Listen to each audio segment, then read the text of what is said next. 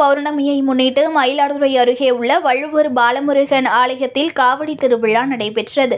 உற்சவமூர்த்தி எழுந்தருளிய தேர், கல் உருளை ஆகியவற்றை தங்கள் முதுகில் அலகு குத்தி ஏராளமான பக்தர்கள் இழுத்துச் சென்று தங்கள் உடலை வருத்திக் கொண்டு நூதன முறையில் நேர்த்திக்கடன் நடைபெற்றது.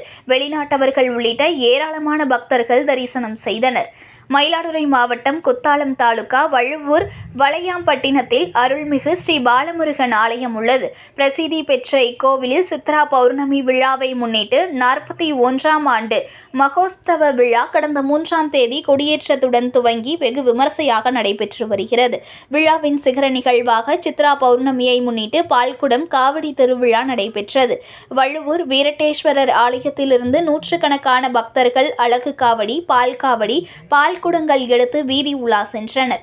இதில் ஏராளமான பக்தர்கள் நூதன முறையில் தங்கள் முதுகில் அலகு குத்தி பெரிய தேரை இழுத்தும், டாடா ஏசி வாகனத்தில் முருகனை வைத்து கயிறு கட்டி அதனை முதுகில் அலகு குத்தி அலகு காவடியுடனும் கல் உருளையை முதுகில் கட்டி இழுத்து கொண்டு உடலை வருத்தி கொண்டு வேண்டுதலை நிறைவேற்றவும், வேண்டியதை தந்தமைக்கு நன்றி செலுத்தும் விதமாக ஸ்ரீ பாலமுருகனுக்கு நூதன முறையில் நேர்த்தி கடன் செலுத்தினர். மங்கள வாத்தியங்கள் முழங்க காளி ஆட்டங்கள், தப்பாட்டம், கரகாட்டம், கிராமிய கலை நிகழ்ச்சிகளுடன் நடைபெற்ற காவடி வீதி உலா நிகழ்ச்சியில் பக்தர்கள் வீடுகள் தோறும் ஸ்ரீ பாலமுருகனுக்கு அர்ச்சனை செய்து தீபாராதனை எடுத்து வழிபாடு நடத்தினர்.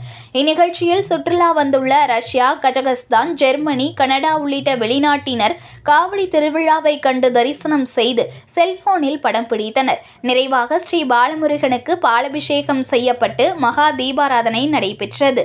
செய்திகளை உடனுக்குடன் தெரிந்து கொள்ள லைக் பண்ணுங்க, ஷேர் பண்ணுங்க, சப்ஸ்கிரைப் பண்ணுங்க, மறக்காம கமெண்ட் பண்ணுங்க.